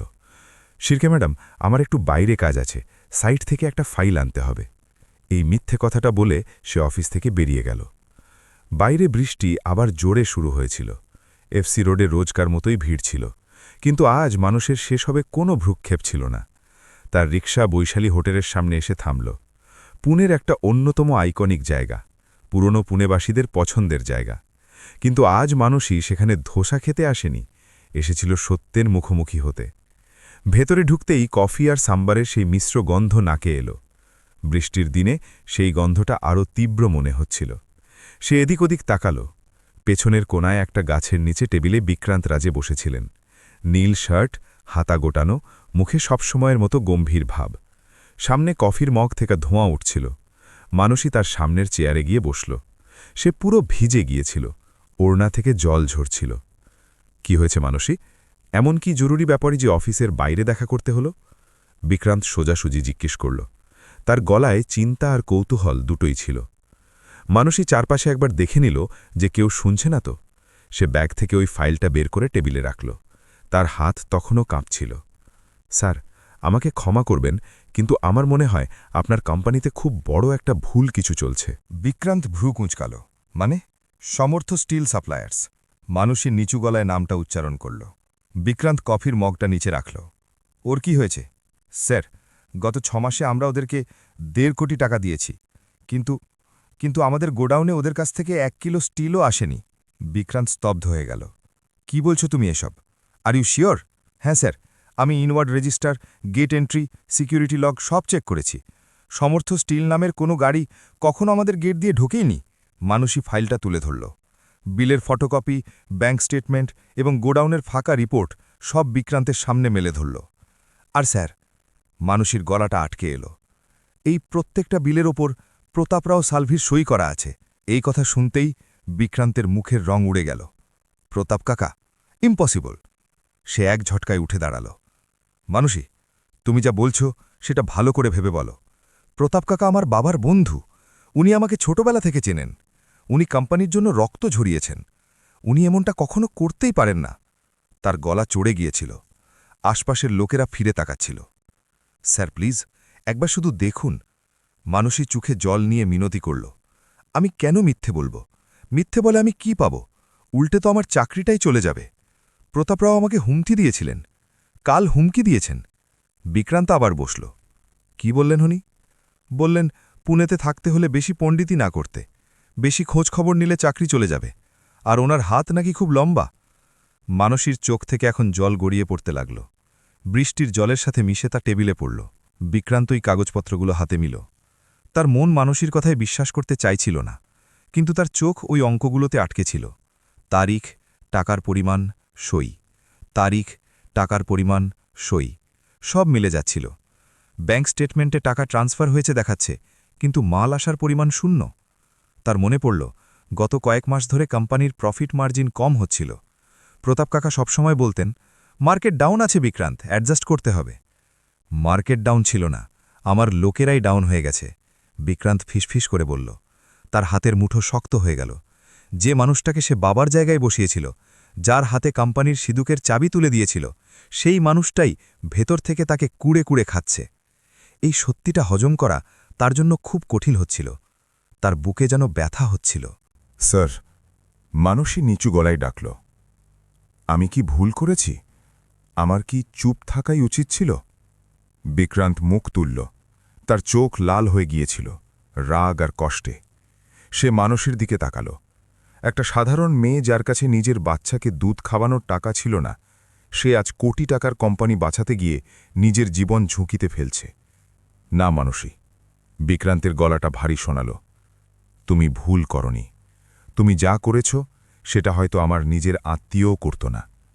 সে তার হাতটা মানুষের হাতের ওপর রাখল।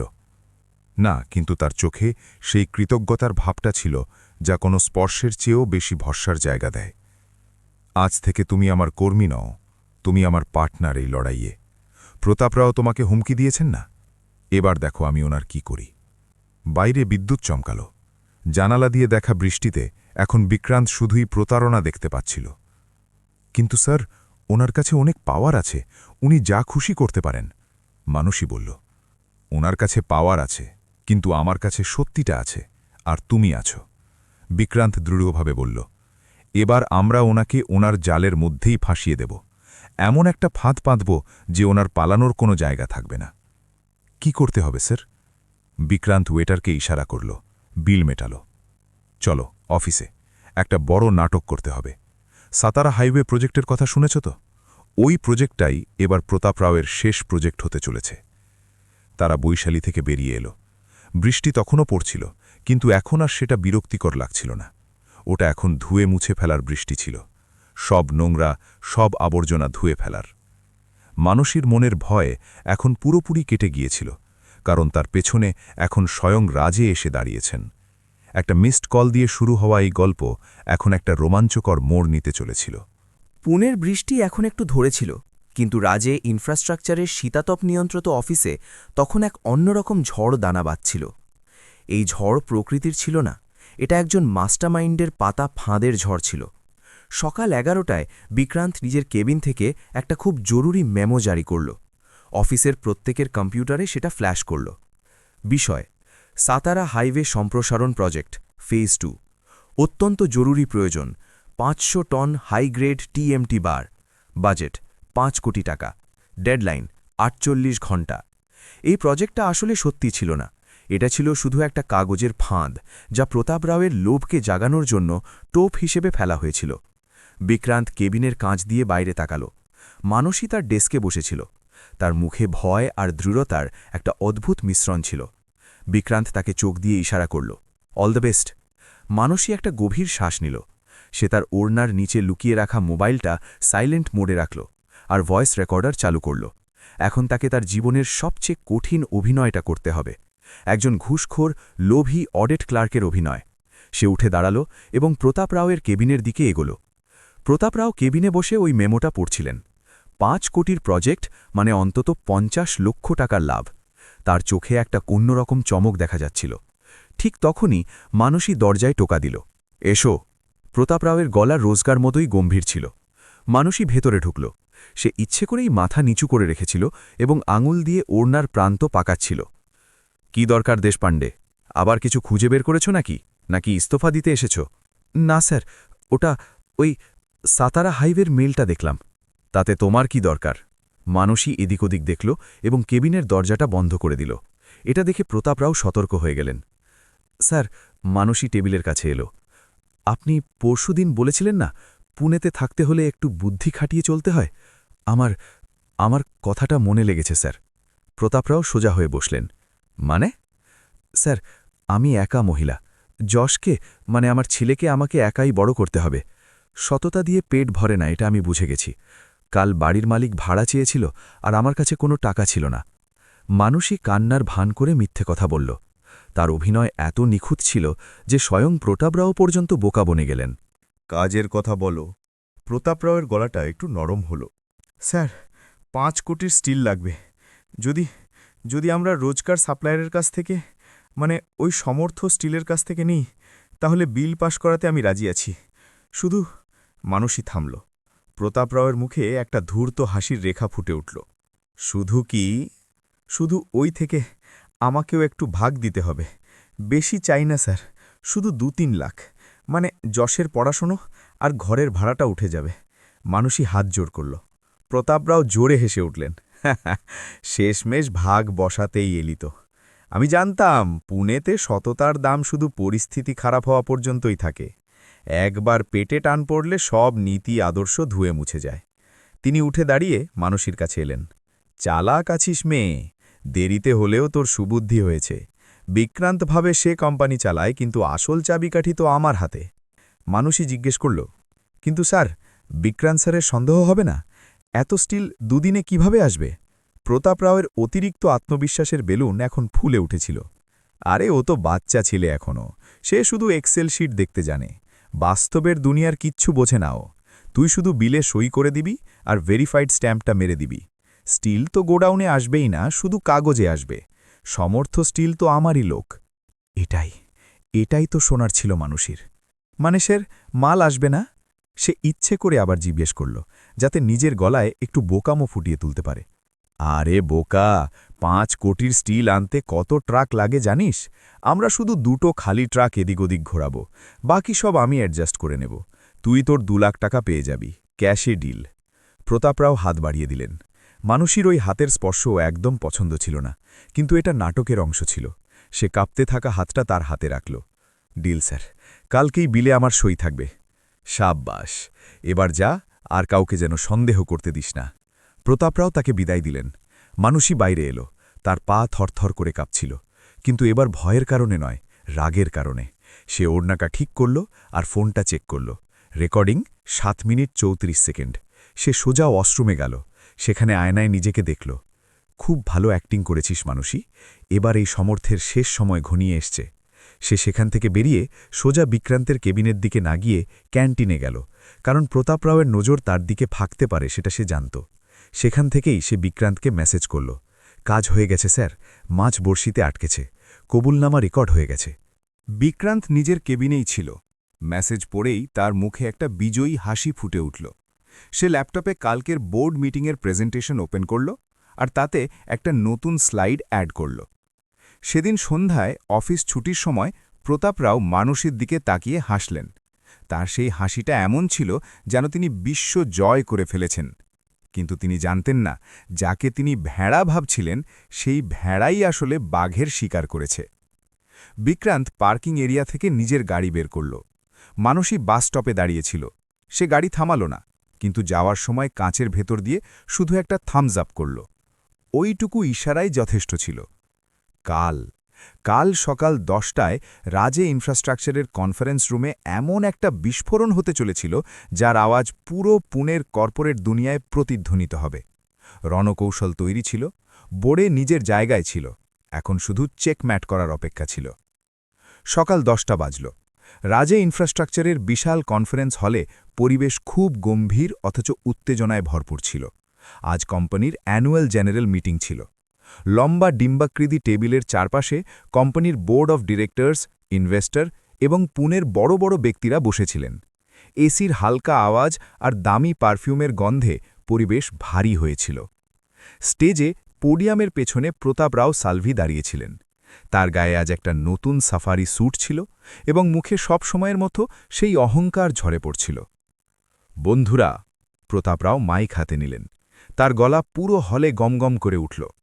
গত ৩০ বছর ধরে আমি আর রাজে সাহেব এই কোম্পানিকে শূন্য থেকে দাঁড় করিয়েছি। আজ আমাদের নতুন চেয়ারম্যান বিক্রান্ত বাবু তরুণ, উৎসাহী, কিন্তু অভিজ্ঞতার দাম শুধু অভিজ্ঞরাই বোঝেন। এখন এই যে নতুন সাতারা হাইওয়ের ৫ কোটির প্রজেক্ট আমরা হাতে নিয়েছি, তা কোম্পানিকে এক অন্য উচ্চতায় নিয়ে যাবে। তিনি হাততালির অপেক্ষায় থামলেন। কিছু চাটুকার হাততালিও দিল। এক কোনায় নিজের চেয়ারে বিক্রান্ত রাজে শান্ত হয়ে বসেছিল। তার সামনে ল্যাপটপ ছিল। তার চোখে একটা ঠান্ডা শীতল দৃষ্টি ছিল, যেন ঝড়ের আগের নিস্তব্ধতা। তার পাশেই মানসী বসেছিল, যার হাত দুটো একে অপরের সাথে শক্ত করে জড়ানো ছিল। কিন্তু আজ তার মধ্যে কোনো ভয় ছিল না, বরং একটা প্রস্তুতি ছিল। প্রতাপ কাকা, বিক্রান্ত হঠাৎ শান্ত গলায় মাইকে ডাকল। প্রতাপ রাও থামলেন। হ্যাঁ বিক্রান্ত, কিছু বলবে? হ্যাঁ, আপনি উচ্চতায় নিয়ে যাওয়ার কথা বলছেন তো, কিন্তু আমার মনে হয় আমাদের একটু মাটিতে কি চলছে সেই দিকে তাকানো উচিত, বিশেষ করে আমাদের গোডাউনের মাটিতে। বিক্রান্ত ল্যাপটপে একটা বোতাম টিপল। প্রতাপ রাওয়ের পেছনে থাকা বড় স্ক্রিনে, যেখানে এতক্ষণ প্রফিট গ্রাফ দেখানো হচ্ছিল, সেখানে হঠাৎ একটা নতুন স্লাইড ভেসে উঠল। হেডিং ছিল অপারেশন সমর্থ স্টিল, সত্যের পঞ্চনামা। হলে কানাঘুষু শুরু হয়ে গেল। প্রতাপ রাও পেছনে ফিরে তাকালেন এবং তার পায়ের তলার মাটি সরে গেল। স্ক্রিনের একদিকে সমর্থ স্টিলকে দেওয়া কোটি কোটি টাকার বিল ছিল, আর অন্যদিকে গোডাউনের ইনওয়ার্ড রেজিস্টারের শূন্য ঘরগুলো ছিল। লাল কালিতে লেখা ছিল টোটাল ইনওয়ার্ড 0 টান। এসব কি? একজন ডিরেক্টর জিজ্ঞেস করলেন। বিক্রান্ত নিজের জায়গা থেকে উঠে দাঁড়াল। এটা হলো আমাদের কোম্পানির গায়ে লাগা ঘুণ পোকা, প্রতাপ রাও সালভি। গত 6 মাসে 1.5 কোটি টাকা সমর্থ স্টিলকে দেওয়া হয়েছে, কিন্তু স্টিল কোথায়? প্রতাপ রাওয়ের মুখ কাগজের মতো সাদা হয়ে গেল, কিন্তু 30 বছরের অভিজ্ঞতার জোরে তিনি নিজেকে সামলে নিলেন। বিক্রান্ত, এসব কি ছেলেমানুষই? এটা নিশ্চয়ই কোনো করণিক ভুল, ক্লারিক্যাল মিস্টেক, অথবা সফটওয়্যারের ভুল। তুমি ভরা সভায় আমার ওপর এমন মিথ্যে অভিযোগ করছ? মিস্টেক? সফটওয়্যারে ভুল হতে পারে, কিন্তু গলার আওয়াজে তো নয়। সে আবার বোতাম টিপল। হলের সাউন্ড সিস্টেম থেকে কালকের রেকর্ডিংয়ের আওয়াজ খুব স্পষ্টভাবে ভেসে আসতে লাগল। 5 কোটির স্টিল আনতে কত ট্রাক লাগে জানিস? আমরা শুধু 2টো খালি ট্রাক এদিক ওদিক ঘোরাবো, বাকি সব আমি অ্যাডজাস্ট করে নেব। তুই তোর 2 লাখ টাকা পেয়ে যাবি, ক্যাশে ডিল। প্রতাপ রাওয়ের সেই ভারী আর লোভী আওয়াজ গোটা হলে প্রতিধ্বনিত হল। Pin drop silence. সেই আওয়াজ প্রতাপ রাওয়ের সম্মানের মুখোশ খুলে দিল। ডিরেক্টররা একে অপরের দিকে তাকাতে লাগলেন। প্রতাপ রাওয়ের ঘাম ছুটতে লাগল। এখন পালানোর কোনো রাস্তা ছিল না। তিনি পাগল হয়ে গেলেন। খেপা বাঘের মতো তিনি চিৎকার করে উঠলেন, এটা মিথ্যে, এই রেকর্ডিং মিথ্যে। এই মেয়েটা, একে আমি কালকেই বকেছিলাম, তাইও আমাকে ফাঁসানোর জন্য এই ফাঁদ পেতেছে। এই ক্লার্ক, এর যোগ্যতা কি? এ আমাকে শেখাবে? প্রতাপ রাও মানসির দিকে তেড়ে গেলেন। তুই আমাকে ধোকা দিলি? ভিখারি, ভিক্ষে চাওয়ার শখ হয়েছিল তোর, তাই না? 2 লাখ টাকার জন্য আমার কেবিনে জিভ দিয়ে জল ফেলছিলি না তুই? হলের লোকেরা শ্বাস আটকে দেখছিল। বিক্রান্ত মাঝখানে বাধা দিতে যাচ্ছিল, কিন্তু তার আগেই মানুষই উঠে দাঁড়াল। সে চেয়ারটা পেছনে সরাল। তার সাধারণ কুর্তি আর সাধারণ চশমা, কিন্তু আজ তার মধ্যে এক রণচণ্ডী মূর্তি ভর করেছিল। সে শান্তভাবে হেঁটে মাইকের কাছে এলো আর প্রতাপ রাওয়ের চোখে চোখ রেখে দাঁড়াল। বাস, তার গলা হলের কোনায় কোনায় পৌঁছে গেল। সালভি সাহেব, গলা নামিয়ে কথা বলুন। সে ধমক দিল। আমার যোগ্যতা নিয়ে প্রশ্ন তুলছেন? হ্যাঁ, আমি গরিব। আমার ছেলের মুখে দুধ দেওয়ার মতো টাকা আমার কাছে ছিল না। সেটা আমার অভাব ছিল, তাই আমি লাচার হয়েছিলাম বলে আপনার মনে হলো। কিন্তু ভুলে যাবেন না সাহেব, এটা পুনের মাটি। এখানে গরিব মানুষও নিজের আত্মসম্মান বন্ধক রাখে না। সে বোর্ড মেম্বারদের দিকে ফিরল। এই মানুষটা, যাকে আপনারা কোম্পানির স্তম্ভ মানতেন, সে আসলে উই পোকার মতো ভেতর থেকে কোম্পানিটাকে খেয়ে ফেলছিল। কাল যখন আমি ওনার কেবিনে গিয়ে টাকার ভাগ চাইলাম, তখন উনি আমার মধ্যে একজন দুর্নীতিগ্রস্ত পার্টনারকে দেখতে গেলেন। কেন জানেন? কারণ একজন চোর সবসময় ভাবে যে গোটা দুনিয়াটাই বুঝি চুরির ওপর চলে। প্রতাপরাও চিৎকার করে উঠলেন, চুপ কর ভিখিরি কোথাকার! ওমা, চুরিও করবে আবার গলাও ওঠাবে? মানসী খাঁটি মারাঠি কায়দায় মোক্ষম জবাব দিল, আমার দারিদ্র্য নিয়ে মস্করা করছেন? কিন্তু এই দারিদ্র্যই আমাকে শিখিয়েছে যে অন্যের লুটে খাওয়া ঘিঞ্জি খাবারের চেয়ে নিজের কষ্টের রুটির স্বাদ অনেক বেশি মিষ্টি। আপনি আমাকে 2 লাখ টাকার ভিক্ষে অফার করেছিলেন, কিন্তু আমি সেটাতে লাথি মেরেছি। কারণ যে হাত আমাকে বিপদের সময় সাহায্য করেছে, যে রাজে সাহেব আমাকে আশ্রয় দিয়েছেন, তার ভাতে আমি ধুলো মেশাতে পারি না। সে বিক্রান্তের দিকে তাকাল। স্যার, এই নিন আপনার প্রমাণ। আর এই মানুষটা, সে শুধু একজন চোর নয়, সে একজন বিশ্বাসঘাতক। তার এই রুদ্র রূপ দেখে প্রতাপ রাওয়ের কথা বন্ধ হয়ে গেল। তিনি ধপ করে চেয়ারে বসে পড়লেন। বিক্রান্ত দরজার দিকে ইশারা করল, দরজা খুলল, আর খাঁকি পোশাক পরা 2 জন ইন্সপেক্টর ভেতরে ঢুকলেন। প্রতাপ রাও সালভি, ইউ আর আন্ডার অ্যারেস্ট, জালিয়াতি, প্রতারণা এবং কোম্পানি অ্যাক্ট ভায়োলেশনের দায়। ইন্সপেক্টর হাতকড়া বের করলেন। প্রতাপরাও অনুনয় বিনয় করতে লাগলেন, বিক্রান্ত বাবা, আমি তোমার কাকা হই, আমার ভুল হয়ে গেছে, আমাকে ক্ষমা করে দাও। বিক্রান্ত ঘুরে দাঁড়াল। আমার কাকা কবেই মারা গেছেন, এখন শুধু একজন অপরাধী বেঁচে আছে, নিয়ে জানেকে। পুলিশ প্রতাপ রাওকে টানতে টানতে নিয়ে গেল। হলে হাততালির বন্যা বয়ে গেল, আর একটা স্বস্তির দীর্ঘশ্বাস পড়ল। সত্য সবার সামনে চলে এসেছিল। বোর্ড মেম্বাররা বিক্রান্তের কাছে এলেন। বিক্রান্ত, তুমি আজ কোম্পানিকে বাঁচিয়ে দিলে। বিক্রান্ত মানসীর দিকে আঙুল তুলে দেখাল, আমি কোম্পানিকে বাঁচাইনি, বাঁচিয়েছে এই ক্লার্ক, যার সততার কোনো দামই আমরা দিতে পারব না। মানসীর চোখ দিয়ে জল গড়িয়ে পড়ল, কিন্তু এই জলোচ্ছ্বাস কষ্টের ছিল না, এটা ছিল জয়ের। আজ সে শুধু নিজের চাকরিই বাঁচায়নি, সে নিজের আত্মসম্মান এবং একজন ভালো মানুষের বিশ্বাসকেও বাঁচিয়েছিল। রাজে ইনফ্রাস্ট্রাকচারে আজকের দিনটা অন্যরকম ছিল। গত সপ্তাহের সেই হাই ভোল্টেজ ড্রামার কারণে অফিসের পরিবেশ এখনও একটু থমথমে ছিল, তবে তার মধ্যে একটা মুক্তির অনুভূতিও ছিল। প্রতাপরাও সালভির গ্রেপ্তার হওয়ার খবর চারদিকে ছড়িয়ে পড়েছিল, আর তার সাথে সাথে মানুষের সাহসিকতার গল্পও। আজ মানুষই রোজকার মতোই নিজের ডেস্কে কাজ করছিল, কিন্তু মানুষের দেখার দৃষ্টিভঙ্গি বদলে গিয়েছিল। কাল পর্যন্ত যারা তাকে নতুন ঝাগু বলে খোঁচা দিচ্ছিল, আজ তারাই শ্রদ্ধার সাথে তাকে দেশপাণ্ডে ম্যাডাম বলছিল। দুপুর 3টে বজল। ইন্টারকম বেজে উঠল। মানুষই, সাহেব ডেকেছেন। শিরকে ম্যাডামের গলা শোনা গেল। মানুষই ফাইল বন্ধ করল। আজ তার মনে কোনো ভয় ছিল না, বরং একটা নতুন উৎসাহ ছিল। সে বিক্রান্তের কেবিনে গেল। বিক্রান্ত জানালার বাইরে তাকিয়ে দাঁড়িয়েছিল। মানুষই ভেতরে ঢুকতেই সে ঘুরে দাঁড়াল। তার মুখে রোজকার সেই গম্ভীর আর টেনশনের ছাপ ছিল না, আজ সে অনেক রিল্যাক্সড লাগছিল। এসো মানুষই, বসো। মানুষই চেয়ারে বসল। কাল যা হলো তার জন্য তোমাকে থ্যাংক ইউ বলাটা খুব ছোট হবে, বিক্রান্ত বলতে শুরু করল। স্যার, এটা আমার কর্তব্য ছিল। আপনি বিপদের সময় আমাকে সাহায্য না করলে আজ আমি এখানে থাকতামই না, মানুষই বলল। বিক্রান্ত হাসল। তুমি শুধু সাহায্যই করনি মানুষই, তুমি কোম্পানিটাকে বাঁচিয়েছ, আর সবচেয়ে বড় কথা হলো তুমি আমাকে দেখিয়ে দিয়েছ যে পৃথিবীতে এখনও এমন মানুষ আছে যারা টাকার বিনিময়ে নিজেদের বিক্রি করে দেয় না। সে একটা খাম তার দিকে এগিয়ে দিল। এটা কি স্যার? খুলেই দেখো। মানুষই খামটা খুলল। ভেতর একটা অ্যাপয়েন্টমেন্ট লেটার ছিল। সিএফও মানুষই দেশপাণ্ডে। মানুষের নিজের চোখের উপর বিশ্বাস হচ্ছিল না। Sir, CFO? আমি? কিন্তু আমি তো শুধু বিকম পাস, আর এত বড় দায়িত্ব। ডিগ্রি শুধু কাগজে থাকে মানুষই, কিন্তু আসল যোগ্যতা তো কাজে দেখা যায়। প্রতাপ কাকার কাছে এমবিএর ডিগ্রি ছিল, কিন্তু সততা ছিল না। তোমার হয়তো অভিজ্ঞতা কম, কিন্তু তোমার সততা 100% খাঁটি। আর আমার টাকার দেখাশোনা করার জন্য তোমার মতোই একজন মানুষের খুব দরকার। বেতন 3 গুণ বাড়ানো হয়েছে, আর হ্যাঁ, কোম্পানির গাড়িও পাবে তুমি। মানুষের চোখে জল চলে এলো। স্যার, আমি কি বলবো ভাষা খুঁজে পাচ্ছি না। কিচ্ছু বলার দরকার নেই, শুধু নিজের কাজটা মন দিয়ে করো। আর হ্যাঁ, আজ সন্ধ্যায় তুমি একটু তাড়াতাড়ি বাড়ি যাবে। যশকে নিয়ে তৈরি থেকো, আমি আসব। না স্যার, আমি বাসেই চলে যাব। এটা তোমার বসের অর্ডার। বিক্রান্ত হেসে চোখ মারল। সেদিন সন্ধ্যায় বিক্রান্ত নিজের মার্সিডিজ গাড়ি নিয়ে অফিসের গেটে এসে দাঁড়াল। মানুষই একটু ইতস্তত করেই গাড়িতে বসল। যশকে সে ডে কেয়ার থেকে নিয়ে এসেছিল। সে সবেমাত্র ঘুম থেকে উঠেছিল এবং ঘ্যান ঘ্যান করছিল। গাড়ি শিবাজীনগর থেকে সোয়ারগেটের দিকে রওনা হলো। এসির ঠান্ডা হাওয়া আর আরামদায়ক সিটে বসে মানসীর একটু অস্বস্তি হচ্ছিল, কিন্তু বিক্রান্ত খুব সহজভাবে গল্প করছিল। তুমি পুনেতে কি কি জায়গা দেখেছ? সে জিজ্ঞেস করল। স্যার, বাড়ি আর অফিস ছাড়া আর কোনো জগৎ দেখিনি বিয়ের পর থেকে, মানসী আস্তে করে উত্তর দিল। আরে বাহ, তাহলে আজ আমরা একটু ঘুরে দেখি। গাড়ি সারসবাগের কাছে এসে থামল। বাইরে সুন্দর হাওয়া বইছিল, ভিড় কম ছিল। চলো ভুট্টা খাই, বিক্রান্ত বলল। মানুষই অবাক হয়ে গেল। কোটিপতি মানুষ মার্সিডিজ থেকে নেমে রাস্তায় দাঁড়িয়ে ভুট্টা খেতে প্রস্তুত। তারা গাড়ি থেকে নামল। যশ এখন পুরোপুরি জেগে উঠেছিল আর চোখ কচলাকে কচলাতে এদিক ওদিক দেখছিল। বিক্রান্ত খুব স্বাভাবিকভাবেই হাত বাড়িয়ে দিল। আসবে আমার কাছে? মানুষই ভেবেছিল যশ হয়তো কাঁদবে, কারণ সে নতুন মানুষের কাছে সহজে যেত না। কিন্তু আশ্চর্যের ব্যাপার, যশ হেসে বিক্রান্তের দিকে ঝাঁপিয়ে পড়ল। বিক্রান্ত তাকে কোলে তুলে নিল। আরে বাহ, আমাদের তো খুব বন্ধুত্ব হয়ে গেল, বিক্রান্ত হাসল।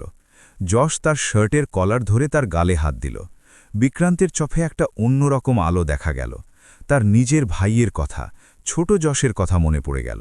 তার মনটা ভরে উঠল। সে যশকে শক্ত করে জড়িয়ে ধরল। তারা ভুট্টার গাড়ির কাছে গেল।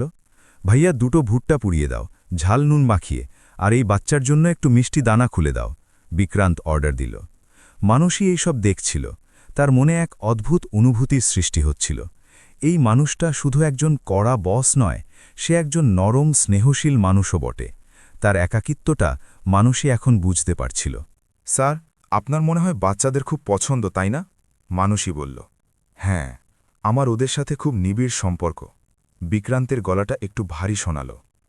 আমার ভাই, সেও ঠিক এরকমই ছিল, যশের মতোই। আমাকে ক্ষমা করবেন স্যার, আমি পুরনো কথা মনে করিয়ে দিলাম। না, বরং আমার খুব ভালো লাগছে। বিক্রান্ত তার দিকে তাকিয়ে হাসল। মানসী, অফিসে আমি হয়তো তোমার বস, কিন্তু বাইরে তো আমরা বন্ধু হতেই পারি, তাই না? মানুষের হৃৎস্পন্দন যেন এক মুহূর্তের জন্য থেমে গেল। হ্যাঁ, নিশ্চয়ই। তারা ভুট্টা খেল। যশ বিক্রান্তের কাঁধে বসে আনন্দে হাততালি দিচ্ছিল। পুনের ট্রাফিকের আওয়াজ, গাড়ির হর্ন, এই সব কিছু আজ মানুষের কাছে খুব মিষ্টি মনে হচ্ছিল। কারণ তার জীবনে এই প্রথমবার কেউ তাকে এতটা স্পেশাল অনুভব করাচ্ছিল।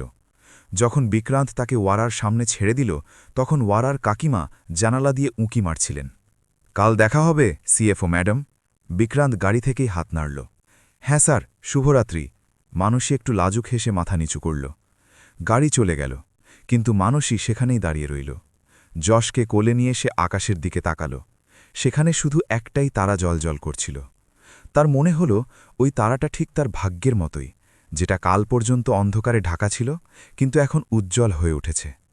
এই বন্ধুত্বের মধ্যে একটা না বলা প্রতিশ্রুতি লুকিয়েছিল, একটা ভরসার সঙ্গ, আর হয়তো ভালোবাসারও। 6 মাস যেন হাওয়ার মতো উড়ে গেল। পুনের বৃষ্টির জায়গা এখন গোলাপি শীত নিয়ে নিয়েছিল। আশ্বিন মাস শেষ হয়ে কার্তিক মাসের আভাস পাওয়া যাচ্ছিল। আজ বসু বারস, দীপাবলি প্রথম দিন। কথুরুদের একটা ছোট সোসাইটির 4 তলার ফ্ল্যাটে আজ অন্যরকম ব্যস্ততা ছিল। 6 মাস আগে সদাশিব পেঠের সেই ফুটো চালের ওয়ারায় অন্ধকারে বসে থাকা মানুষই আজ নিজের কেনা বাড়িতে দাঁড়িয়েছিল। দরজায় সে নিজের হাতে গাঁদা ফুলের মালা ঝুলিয়েছিল, উঠোনে সুন্দর আলপনা এঁকেছিল, আর জানালায় একটা লাল রঙের আকাশ প্রদীপ হাওয়ার তালে দুলছিল। ঘর থেকে মুরকি, নিমকি আর খাঁটি ঘিয়ের সুগন্ধ আসছিল। মানসী আজ একটা সুন্দর বেগুনি রঙের শাড়ি পরেছিল। সে আয়নার সামনে দাঁড়িয়ে নিজেকে ঠিক করছিল। ঠিক তখনই ডোরবেল বাজল। তার বুক ধরফর করতে লাগল। সে শাড়ির আঁচলটা ঠিক করে দরজা খুলল।